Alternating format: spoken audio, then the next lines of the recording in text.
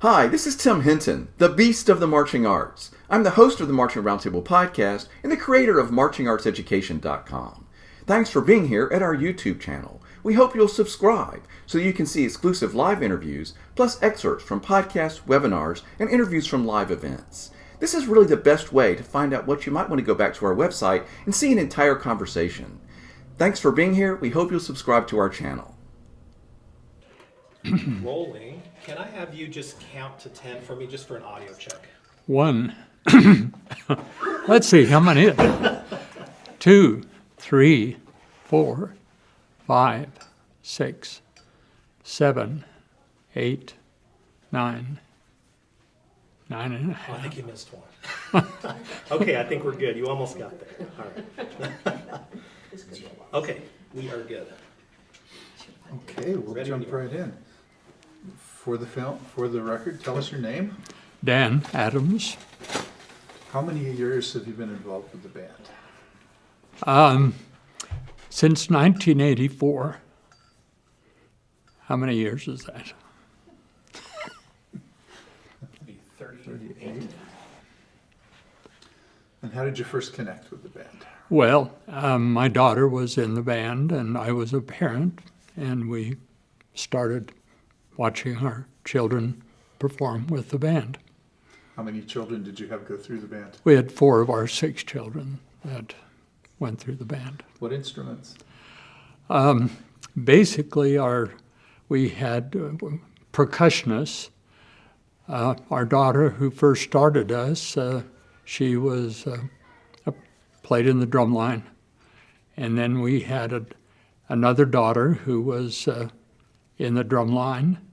She actually played the flute in the concert band, and I don't know why she liked to pull or carry the drums, but she was the middle bass drum in the drum line. And then we had a daughter who played the tuba. And then our youngest son, he was in the drum line. And what have you been doing for the band all of these years? Well, I've been mostly working with the moving of and transportation of the equipment and helping to build props. And we're taking care of making sure that all of the equipment and the uniforms equipment are located appropriately for the band to perform. And then, of course, we've been organizing the band dads, and of course, there's band moms that are in that same group that are as volunteers. A lot of people ask, how on earth do you get so many people involved? I can tell them that you have to give them all a meaningful job to do, and that's how you get them involved and keep them involved. Well said. Are there any props that you remember that you particularly liked? Your favorite props, the weirdest props? What I think one of the favorite props was a cannon, an air cannon that we used. This was before the BOA wouldn't allow that to happen, but in those early years we actually had a cannon that we had developed, and we would pump the air in the cannon up, and then we would shoot it during their performance. It was actually the Nina, the Pinta, and the Santa Maria, and they had cannons on these ships that we had built as props, and they actually would shoot these, but it was shooting confetti and other things up in the air. But that was a very unique prop that we had. So confetti, not a freshman or something? It was, yeah. Okay. You've had 4 children go through the band. Any grandchildren? I haven't had any grandchildren in American Folk Band, but I currently have a great-granddaughter that is performing. She plays the bass clarinet in the marching band, the 2022 and 20. She was here last year as well. Nice. Which school? It's from American Fork. Oh, It is American. But I do have two granddaughters that are in the Farmington band. They live up in Kaysville and are performing with the Farmington group. So children, grandchildren, great-grandchild, and you've seen a whole lot of other band students come and go. What effects do you see marching band having on these kids? Well, as soon as they come to the high school, they already have 100 friends. And I think that's been a great transition as they've come into the high school, or as now that they're ninth graders actually participating, but most of our children, that was before they started using ninth grade. So that was just the 3 years that they were in the high school. But I think they always had such a great group of friends in the band that made a terrific impact on their lives to just have friendships that they could associate with all through the time that they were in the high school. How long have you lived in American Fork? Well, we've lived here for 57 years, and now we've been 3 years in Orem. We've sold our home here in American Fork, but it was, so we're celebrating our 60th wedding anniversary this year. Congratulations. So you were here long enough to have some authority for this next question. How do you see the band affecting the community, especially in the long term? Well, I think especially here in American Fork, they have been a signature piece of the city because they have become so well known not only throughout the state, but in national scenes. And as a result, we often will talk to people in other communities and say, well, we've been associated with the American Fork Band, and they'll, oh, they have such a great band. You know, the reputation has spread across those many years and throughout the country. You talked about having a meaningful role. What do you get out of helping with the band year after year?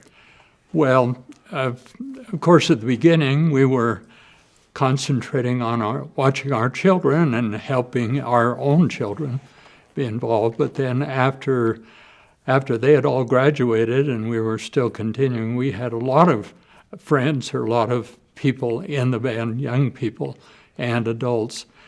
I think what we found as we were working as volunteers, we had many adult friendships with other parents that really have been long-lasting. And then to see, I think the biggest thing is to see the children, such a large number of students that are performing and having such a special experience of success.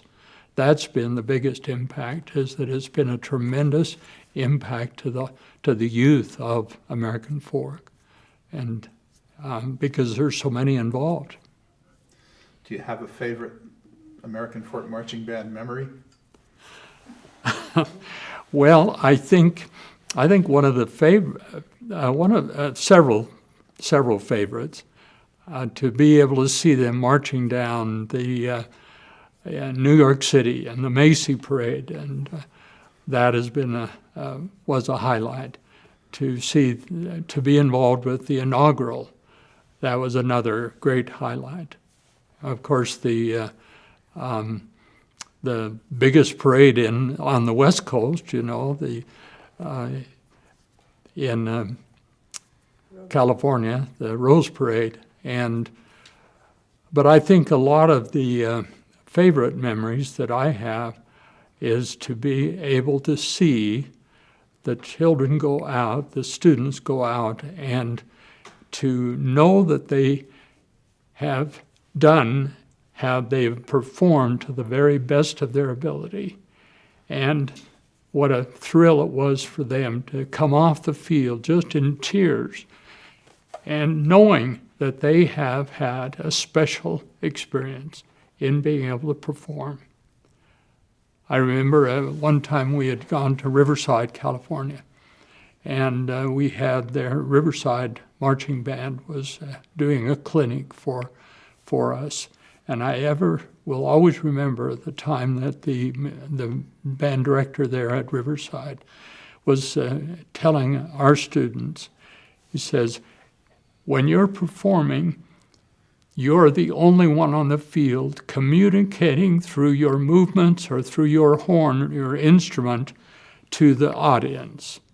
And so if you will be the only performer and listening to all the rest of your individual performers around you, the impact will be electric. The audience will feel your feeling as you're communicating through the instrument or through your movement in the color guard and so forth. And that will make a tremendous impact. And I've seen that very thing happen as they have their emotions showing and their love for the music and portray that in the way that they perform. That makes a big impact, and they know that they have succeeded in that area. Anything you wanted to say that I haven't asked you about? Well, it's been a thrill for us to be involved with the marching band for these many years. And we look forward to many years yet. And so my wife and I are both 81, and I'm 80 and 81, and she's almost 81. And so we look forward. And just as I came in here, I have 2 great-granddaughters that are out in the, that are turning flags in the cadet group right now. So that's a thrill to see our family continue that way. So I think that's all I have. Thanks. Awesome. Yeah. Well done. Thank Very, you. very well done. Thanks so Thank you. much. We are good to go. Okay, tell us your name. My name is Karen Adams, Spell Karen for me. Karen. That wasn't a test. That was so it gets spelled right down the road. And you heard all the questions I asked him. Do you want to rebut any of what he said or add to it? Because I've got some more questions for you. I was very pleased that he kept referring to we, because Dan and I have done this as a hobby, as a fun thing to do together. And over the years, it really has turned out to be that way. We have loved being with the students and to be with the adults that we work with. And we just look back and think we've had a wonderful experience that not every couple gets to do. And that is to be with wonderful students and see them perform, and especially our experiences with transporting equipment with Luke and Susan Savage. Those are memories that no one can take away from us. So while he's off doing the Bandad thing, are you hanging around with the Bandads doing the Bandad thing too? Or have you got a band mom thing going? Or what's your role? Well, I actually started with Millie McQuivey years ago, and she asked me to be over the finances. And so at that time, I was taking the student band fees, doing the fundraiser money, and actually writing checks for the judges at competitions. That's how American Fork always wins. That's what I've been told. Okay. What effects do you see the band having on individual students in your family or otherwise? I can say that my individual students, or my children, have really learned how to work. And we had a lawn mowing business as a family, and they learned that way, but they also learned how to work with the band.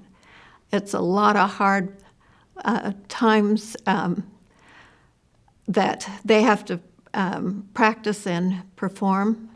And one of the things that we also are very proud of is the fact that our children, our daughter who played tuba, She was a band president in Virginia for 3 years when her students were going through. We have a daughter that's in at Farmington, and she's over the color guard, not teaching but managing the affairs there, because she has 2 daughters in the color guard there. Our daughter in Orem was band booster president. So we feel like band has contributed to their activities as well as adults. Wow.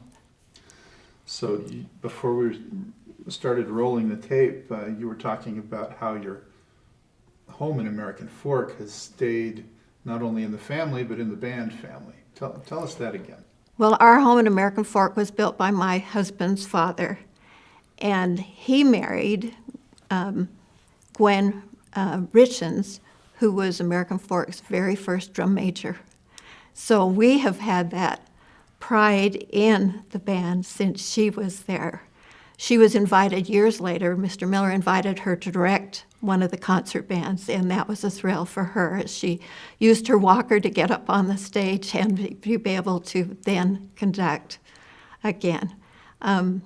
Then that home, my husband bought it from his father, and we lived there all these years, and now we're very pleased to have a granddaughter and her husband and family living in it. So it's still in the family, and still on First East, a good place to come and watch the parade. Is that an invitation? You bet. And there's some band students in the house now, right? Yes. Yes. Say something so that it'll make sense without hearing my question. My great-granddaughter, this is her second year in the American Fork Marching Band, and it's such a thrill for us to be able to see her on the field. She's not as easy to pick out as our percussionists were, but we know she's the short one. So we love being able to share that time with her. And her mom and dad are involved, and her mom has cooked chili tonight for the event, and her dad is a band dad, and the 2 younger girls are out here in the cadet flag group that's just started. So it's great. So is there like marching band graffiti in the house or around the yard or anything for multiple generations? Yes, we have been very pleased to be able to display a big rock in our front yard over the years in American Fork that has the band logo and "Friends are friends forever," and we feel like that's what the band has been for us. Wonderful hobby, a fun time, a lot of work, but work is good. Work is good. How do you see the band affecting the community? Well, I have to tell you, since we moved to our new location, I realized the other night that when I talked about, well, we're going to go to Indianapolis with the band, well, I was talking to residents in a new community, and I thought, they don't know what I'm talking about, the band, in reference to the American Fork Marching Band. They didn't know I was referring to that as the band. I needed to preface it with American Fork Band. We're going with American Fork Band to Indianapolis. So, Do you have a favorite band memory? I have lots of memories. I have to say that the association that Dan and I have had with Luke and Susan is a very, very special memory for us. We solved the world's problems as we traveled across the United States for 4 or 5 days. Susan and I were solving the family problems, and Luke and Dan were solving the world's problems in the front seats. Dan was the navigator, and Luke the driver, and Susan and I were doing scrapbooking in the back of the truck. And it was such a delight to spend that time with those wonderful too. And nobody thought to write down the solutions to all the world's problems.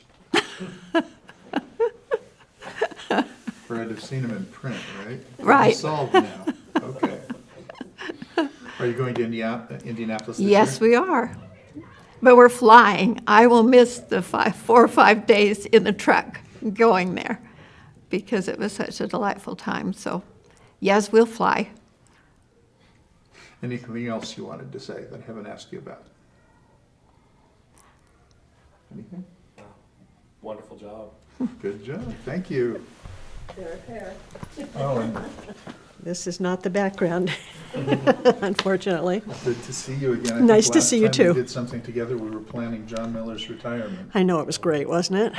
I thought it turned out well. It did. It was a wonderful experience for everybody. I hope it was for him. I think it was. It was. Yeah. Yeah. Okay, we're good to go. Okay, here we go. Tell us your name. My name is Susan Savage. Anybody going to misspell that? Maybe not. Okay. How many years have you been involved with the band? We started in the band with the band in 1990. So we've been now, how many years is that? 32. 32. There we go. Every minute was wonderful. And what have you done with the band in all these years? When we first began, one of the band dads that was working for us approached my husband. My husband and his two brothers have a trucking company that they started with their father. And they were looking for somebody that would transport their instruments. The band was at the time 290 youth, and everybody had an instrument, and there was props and everything, and they needed a bigger truck than the one that they had. And so they approached him and asked him if he would like to participate. And Luke's a busy man, like all these other band dads are, and but we decided to go ahead and do that. And so we lent them a truck and a trailer, and it was fun to watch them load, which is a whole different thing. It was amazing. And so we did that, and it was just kind of a trial run. And we went down to St. George for Bands of America, and it was wonderful. It was such a great experience for us. The youth were something that just impressed us totally. I've never seen such obedient, 290 obedient children. It just, we can barely get some of ours obedient. And they were just remarkable. And the support that they had, that the band had, was amazing. The band dads were there. Dan and Karen Adams were leading the troops, and it was just incredible to see how everything worked so well, just smoothly. And we were very impressed. And on the way back, Luke said, "What do you think?" And I said, "I'm in." And he said, "I'm in too." So from then on, we just decided that that's something that we really wanted to do together. And it was fun to be able to do it together. I love that part. It's more than one semi now. It is, yes. Yes, and we just barely got a brand new trailer. And the trailer is going to be, it's taller, it's wider. It is still long, but it's going to hold a lot of instruments and a lot of props. And it looks really good behind that red truck. What effect, have you had students children in the band? We did not. Our kids were football kids. What's up with that? You can cut that out. But Luke was in the band when he was young. He played the baritone. And so that was really fun for him to be able to see all the different instruments that they have now. And it was great. Yeah, so he had a really good band experience when he was young. What do you see the band doing for all these kids? Well, I see it doing it for the parents as well as the children. I am so amazed that sometimes there are parents that have 2 or 3 children in the band at the same time. And every time we take a trip, they have to help pay for that. And I think it's so wonderful that they pay for lessons for these children, the youth, and they pay for those trips. And so often they're participating as band moms and band dads as well. but I love that it helps the families. And when Luke and I talked about that, one of the things that he said to me on the way back from that trip from St. George, he said, how else can we help 290 families all at once? How else could we do that? And we just decided that this would be a great way to be able to do that. But there's so many people that volunteer and donate to the band, and they donate their time, and they donate instruments, and it's just everybody working together, and that's what I love. It's not just one family doing it, it's a lot of people, businesses in American Fork that have really stepped up to help, and I'm so proud of everybody that's participating with the band. Do you have a favorite band memory? Something that stands out among all the others? I loved when we got in the truck and got to go anywhere. It was wonderful. We would. It was hard for me to kind of climb up in that truck, but Luke loved to drive. That was his thing, and he was really good at it. And I remember one time we were at Disneyland, and it was really tight to get in there, and he backed that truck up with space like 6 inches on either side. He was just so good at it, and it was fun to see him do that. So I enjoyed that part of it, but we also enjoyed going with Dan and Karen across the country. And, you know, we were gone for 12 days, and we'd take a picture every day and have, 5 days, and then we'd do 6 days and 7 days. And we had so many good conversations on the way back and on the way over, and Luke was remarkable to drive in the snow. In Wyoming, when we came back, we had hit a really big snowstorm and a windstorm, and the wind on that truck, it can move it back and forth, and he did such a good job with it, but he loved every minute of it, and it was fun for me to watch him love it so much. Are you going to Grand Nationals this year? Absolutely.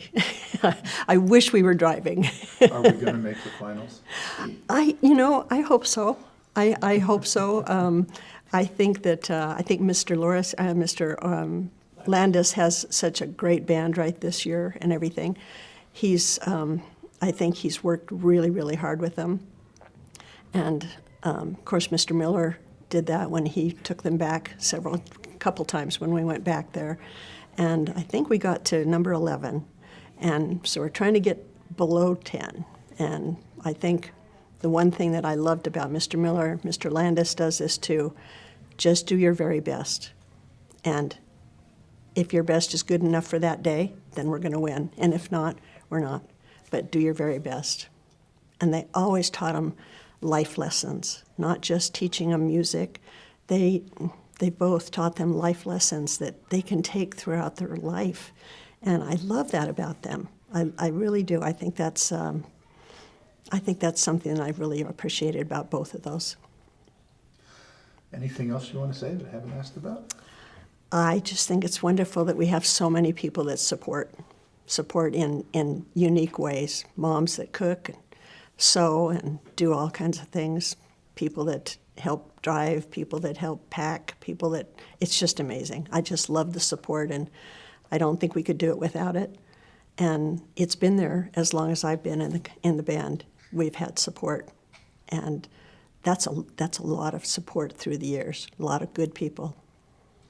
I'm going to cheat here and say, is there any story she should be telling us for Disney? I would be telling. Do you want me to tell her that one or no? Do you? Oh, I don't know how to tell that. It was so. It's optional. Evidence right here to show it. Yeah, that's true. It's optional.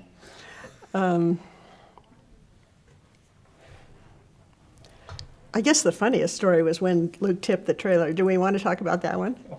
The wheelie. The wheelie? Okay, you ready? Are we? Okay, are we? One time when we were in Grand Nationals, we had an experience. Luke was always the driver for the trolley that would take the band instruments out to the field.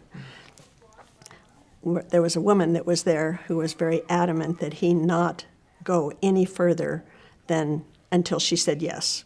And so he was ready to go, and she finally put her hand down and said yes, and he popped that clutch and did a wheelie with the trailer. And everybody teased him that he was trying to upstage the band, but he really wasn't. He was just trying to go as fast as he could. There was a time limit to get the instruments on the field and off the field. But that was a fun memory that we've always talked about. And it's good to have laughing times, isn't it? Oh, yeah. Yeah, yeah. So, anything else, Karen? We were up in the stands. Oh, yeah, we were when that happened, his hat flew off and everything. It was quite exciting. Didn't he used to wear cowboy hats? Always. So it was a cowboy hat that flew He off. always wears cowboy hat and cowboy boots, and that was since he was 15 or 16, he always wore cowboy stuff. So, but All those stuffy Midwest types now. Westerners. I know they probably couldn't believe it, or they. What do they think they are anyway, right? But when I say about support, I mean, here you guys are supporting it too, and we appreciate that. You guys are wonderful. It's so comfortable to sit and visit with you. It's just like friends. So thank you. You guys are wonderful. Thank you. It means a lot. We're done. Yes, I think so. Anything Thank else? you. She called it. We're done. So you're our, We're still rolling. yeah, we're rolling. We're rolling out. Tell us your name, Ann Boyer, and with an E or without? Ann with an E. Always got to get the spelling right. You've taught generations of band students almost. Does that sound bad? No, because it's true. So, yes, I know there's generations, but definitely families full of band students, including your own Indeed. students, yeah. Yes, if we had a statue out in front of our house on our lawn, it might be you. So, tell us about life with the band these last years. Well, there is a rumour that I retired a little while ago, but I think that Mr. Major's concept of retirement is not quite my concept, and so I still keep going into school twice a week to work with the two upper bands. We team teach, he'll take the woodwinds off and I'll work with the brass. So although I officially retired a few years ago, I am still going in, mainly because I can't resist going in and working with those kids, and with Lance too. What's irresistible about those kids? There's something special about them. I mean, I love the high schoolers, but I think junior high students, they're kind of malleable and they're loyal and they are excited about everything and they just want to learn, and they're just amazing human beings. It's just exciting to work with them. And you're a trumpet player. That is correct. Where have you played? Well, in England, in a variety of brass bands and orchestras. And then since we came here, we actually formed a British brass band here, which is how I came to meet John Miller in the first place. And so I played with Utah Premier Brass. I played with Utah Wind Symphony for a period of time. And I played with the Timpanogos Symphony Orchestra too. I'm a big fan of the TSO. Yeah, they do some phenomenal. They play actual Concerts, yeah. symphonic literature. And Yeah, they do pretty yeah, well. yeah. I'm excited to be in that ensemble. So, what effects do you see band having on individual students? Well, not looking at it as a mum, because that's a different story. I think one of the advantages that I've had is that I've had some of these kids since they were in 5th grade in the elementary band program. So you'd see these youngsters come barely able to put one foot in front of the other, just watching with great amusement as they try and put clarinets and such together, and just watching them like being completely overwhelmed by the whole thing. And then watching that progress as they go through the years to become these incredibly functional adults who can race around a marching band field at great speeds without colliding into each other. And just the development from those early days to that is a sight to behold, really. But even at even those early stages in 5th and 6th grade, I could always see the kids who were going to be the future leadership that kind person in the section leader, the drum major, it was apparent for the most part in those early days. And so it's been a privilege to be a part of that journey with those students going through. And a lot of those 5th and 6th graders are now running their own band programs. So they have band programs all across the state and grown-up band directors with families. So I've been around quite a long time. You said the view as a parent was different. What's the view as a parent? Our son James, who's now in his mid-30s, started out, I think the first show he was in was Rise and Fall of Rome, which was 2001. And I remember him being the shortest child in the entire trombone section and probably the worst marcher because there's nothing to compare with this in England. And so I remember going to band camp in Delta and just watching this little dot in the field and thinking, oh my goodness, he's like the worst marcher of all. And one of the drum majors actually came to our home and helped James march up and down the backyard, getting his step size right and getting his confidence. So I watched him grow through 2 years on the band field, and then he was actually drum major for 2 years after that. And it amazed me the poise that these drum majors have in controlling this massive organization on the field, which is just quite stunning. And then, of course, after he'd done 4 years here, he went and did 4 years of drum corps with the Cavaliers. So it kind of got baked in for a while. But I saw him grow literally, like beyond 6 foot tall, but also in confidence, that he became an individual who could work as part of a team, could inspire people, could help people, just growing into a fully rounded person, I think, with the opportunities that John gave to those students to become student leaders, to be comfortable and confident in that role was incredible. And although James didn't go into music eventually, I know that the skills that he learned in marching band and drum corps have made him the kind of person he is now. Do you have a best band memory? I'm going or to a grab whole it. collection? Be like that. Yeah, I'll do it too. I'll tell you that in a second. Do it after I stop crackling my bubble. Sorry, it's like the Marge Simpson voice is very attractive. I think most people's memories of band and that the happiest things are maybe like competitions and stuff like that. But I'm going to tell you about an occasion that just made me even more proud of who these kids are. Many years back, it may have been like that Rise and Fall of Rome year, we had a competition up at the University of Utah, and I think that might be the only time we kind of had the state festival up there or something like that. And American folk were beaten by Davis. And it was kind of quite stunning. The crowd were like, oh, but they actually deserved to come second. But it was kind of a shock to everybody. And so after the awards and all that kind of stuff, we went down into the car park and the students lined like where the buses were parked. And when Davis Band came through, they clapped and cheered for that band. And I was just so proud of them that here they were experiencing a very, very rare loss, and yet could rejoice in the fact that this band had beaten them, and they were out there clapping and just showing their appreciation. And it was just, that's the class. That's the class act that this band is. Even when they lose and it's painful, they support and clap for others. Are you going to Indianapolis? I certainly am. Anything you want to tell us that we haven't asked about? I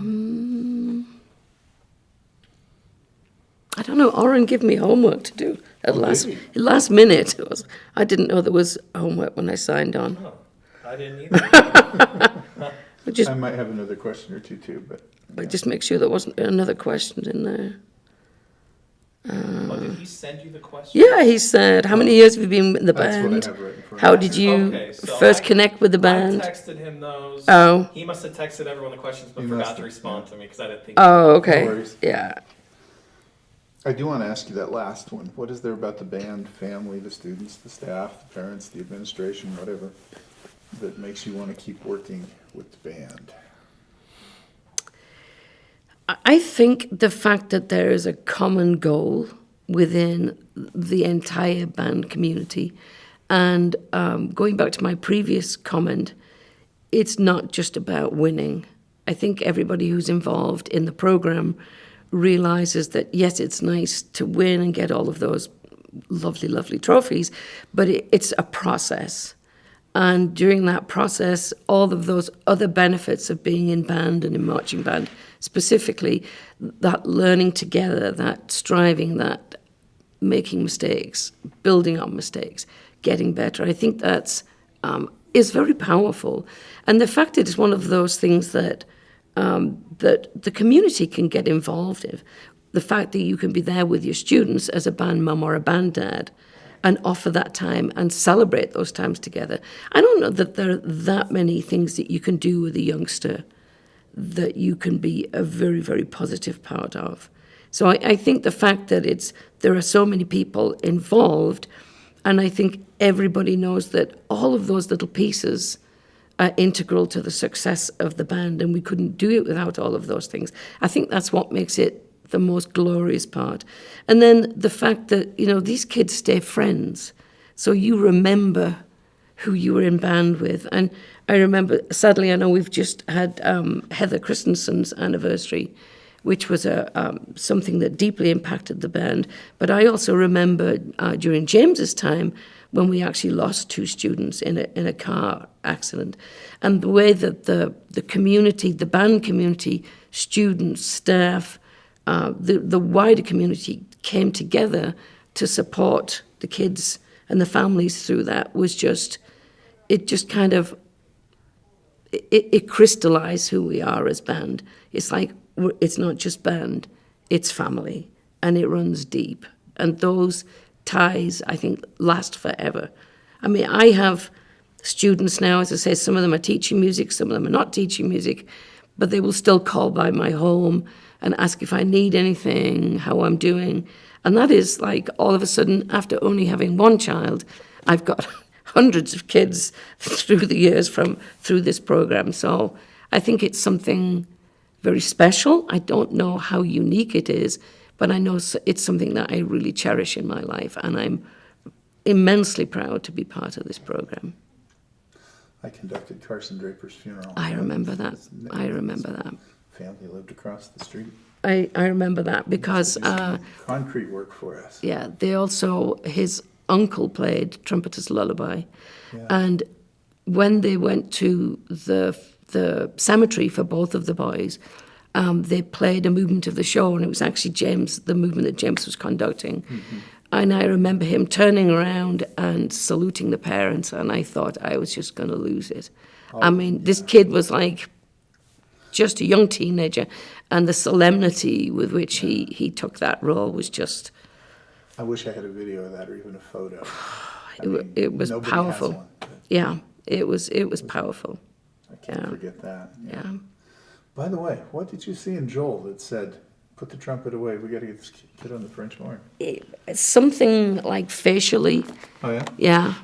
He just and I think, I hate to say, don't include this, but, you got to have the smarts to play the French horn. So not everybody has that kind of ear. And if you spot a kid who's got the smarts and, like stickability, he was definitely born for that. I did that with a few kids, like Richard Flores, who was drum major. He played clarinet. He said, I think I'm going to trade to saxophone. I said, I don't think you are. You're going to play the bassoon. And then he became like one of the best bassoon players in the States. So it's like, yeah. I flew out to Manhattan, I think it was in April, and went. Marching Arts Education is the home of the Marching Roundtable podcast. We give you access to the top marching arts professionals through live webinars, podcasts, videos, interviews, and online coursework. With over 1,000 podcasts and hundreds of webinars and videos, there are hours of great professional development for you and your staff. Sign up for a membership to Marching Arts Education to get complete access to all webinars, videos, and podcasts, plus discounts on coursework. Many directors are using professional development funds through their school or boosters to make these resources available to their staff. Imagine what you could do with so many great new ideas from the top professionals in our activity.